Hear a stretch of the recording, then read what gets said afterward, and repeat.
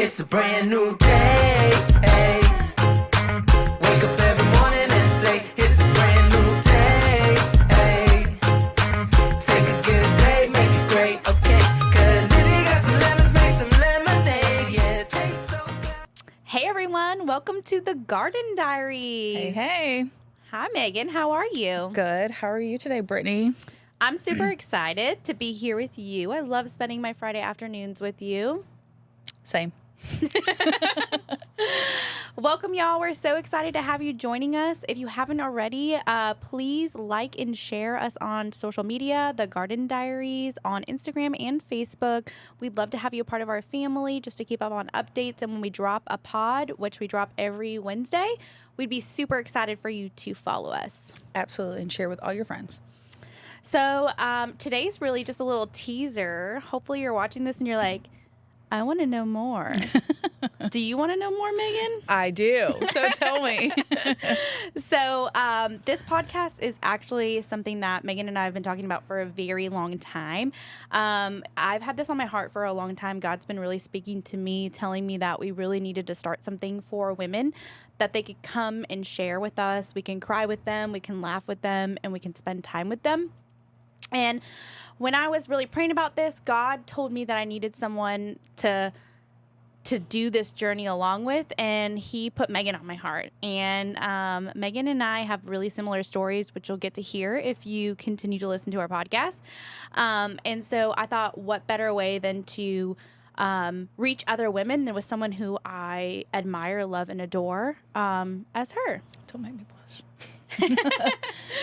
No, and going off of that, like, it's crazy just how God has brought us together in, like, not just church, but like life, because and again, y'all will hear this in the podcast, but God has just, this has all been a God thing for sure. It's got his name written all over it. Oh yeah, like little God kisses everywhere we turn. Absolutely. So really, we just wanted to say hi, y'all, and we wanted to give you a little taste of what you can find when you start listening to our podcast. This podcast is going to have real women sharing their testimonies, being vulnerable, opening up to their struggles. Megan and I are very aware that women struggle. Everybody struggles, but women in general, I feel like, struggle in silence. A lot of times they don't have people to come alongside them, love them, pray with them, and encourage them. So we're hoping that this podcast can be a little bit of encouragement, can share Jesus to you, and also let you know that there are people that you can call on when you're in a struggle. And if you don't have those people, our hope is to be able to help you find someone to connect with, or a church or a group to get you plugged in so that you have people that are surrounding you, especially godly women, to give you advice and pick you up when you're at your lowest points. Yeah, community is so important, and I think both you and I have learned that in our own personal experiences, and then even just where we're experiencing together, even like in our small group and stuff like that, like community where you're not, especially if you've been isolating yourself, like having women who are going to point you to Jesus rather than point you to things of the world is so important. And we're excited to hopefully be an outlet for that. Yeah, and I always say to Megan, and we said this in the intro, you probably heard it, but whether you're on your floor eating Oreos in your closet, because I tend to do that a lot. With a fork? With a fork, because you need a fork to eat Oreos, or you're going to lose your Oreo in your milk. Tell me that you don't do that, because I know you do. No. Okay. Never have. Maybe I'll try it just for you. I mean, I think that you need to. It saves your hands from getting wet and getting milk on them. Nobody likes milk on their hands, so using a fork is like totally the call out. Of course. Whatever you say. I trust you. So hopefully you get to know a little bit about Megan and I. You can relate to us. We are going to have guests that come on our podcast each Wednesday when we drop that are going to be vulnerable and come and share their struggles and how God has turned heartbreak into joy, and how he is still good no matter what, and how he uses our testimonies and our experiences in life to really point us in a direction of showing his love and his mercies and his grace. So that's what this podcast is about, but we thought we'd have a little fun with y'all. First off, let's just call attention to Megan's glass over there. She is drinking what? Water. Iced water. Not juice. Or lemonade. It looks like you're like, so it's bringing you back to like circa 2020-ish / 2000s where we used to hang by the pool and we'd have like, is it plastic or glass? It's plastic. Okay, so we used to have back in the day. Children proof. We used to have at the pool these like plastic glasses that had like the lemons and the oranges on, and we would drink them at the pool when I was younger. And I think every mom had those pictures for. Yes, I may have one because I'm a mom now. So I'm pretty sure you probably do. I don't because my husband doesn't let me keep a lot of stuff. I am the hoarder and he is not, and I will buy all the things and he's throwing them away the next day or giving them away, really. Shout out to the thrift store, Marcus Pointe, because they get a lot of our goodies. But yeah, I mean, doesn't it look like juice though? Yeah, it's color changing. So my question for you, Megan, what's your go-to drink? My go-to drink, coffee is my best friend. Ice. What's your coffee specifically? I for the longest time, I'm a creature of habit. So when I find something I love, I stick with it. Why, move on whenever Old Faithful is right there. If it ain't broke, don't exactly. fix it. But I normally do an iced latte with honey, vanilla, and cinnamon. And you have to zhuzh it. Explain the zhuzhing process to me. We call it zhuzhing. I do not zhuzh my coffee. It's like those frothers. Absolutely. I froth my coffee. I don't zhuzh it. Well, it's the sound that makes it. So we call it a zhuzher. Mine is not the one that you hold. Oh. Mine is the thing that came with the Nespresso. No, this is literally like the little handheld thing. And I like real cinnamon in my drink, but I don't like it to be clumpy. Like, there's nothing worse than sipping up a clump of cinnamon in your straw. So we fixed the problem by zhuzhing it. And I like it with extra creamy oat milk. If you don't know, Megan owns a coffee trailer here locally in Pensacola. So if you're local to Pensacola, go get your coffee zhuzhed at the coffee cabin. That's going to be your new commercial. We zhuzh your coffee. I can't with you. Oh my goodness. Okay, well, I have a question for you, since I feel like it's just spotlight's been on me. If you could have one superpower, what would it be, and how would you use it? Ooh, I'm super nosy. My husband will tell you I'm like the nosiest person in the world. Like if a cop goes by, I'm like, where is he going? Like, what is he doing? Can we follow him? And my husband's always like, no, we cannot follow him. Like, calm down. So mine would be invisibility. So that I could go to these calls and see what's happening and be nosy and nobody knows, so they wouldn't think I was crazy, even though clearly I have an issue. No, you just like to be aware of what's going on. Yeah, in the I mean, world. I think it's like news, right? Yeah. Like, I just want to know what's going on in the world. Right then and there. Yeah, I mean, have you not ever like been curious when Oh you've no, seen? I have been very curious. Maybe it's a women thing. Yeah, maybe. That's weird. Okay, next question I have for you. I think I asked you this before, and I think I already know the answer, but if you could go one place in the world today and money wasn't an option, where would it be? I think I have answered this, but I'll answer it again because it's still the same place I would go to. It's in Hawaii, where I feel like I'm such a dork saying this, where Jurassic Park was filmed. No shame.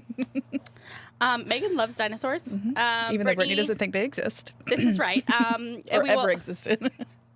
We will debate that one day. I definitely do not believe in dinosaurs, and I'm probably going to be the only person that probably feels that way. I believe that we had animals at some point, before the flood that were big, but I don't believe they were dinosaurs because there was no dinosaurs on the ark. There's been a reason. Did they follow behind the ark? I don't know. Okay, that's for another day. Another podcast, another day, another podcast. Your turn for a question. What's your favorite season? Ooh, that's easy. Summer. 100%. I am 100% a beach girl. Love being in the sun. I hate being cold.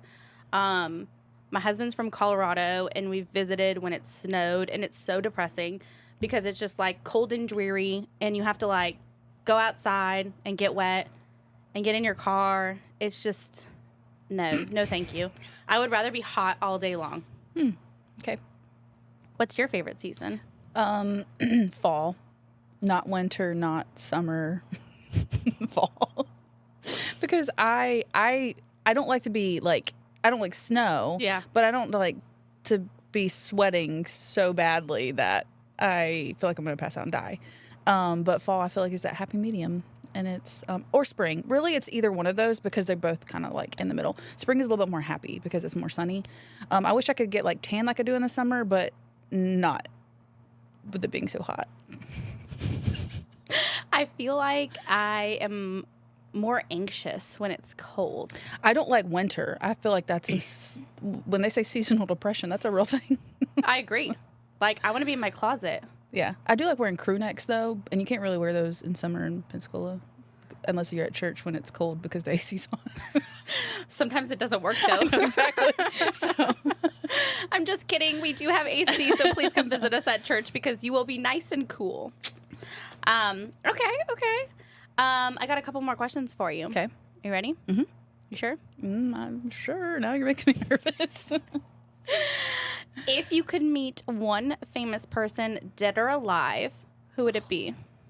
Oh, man. That's a hard one. It's a good one. It is a good one.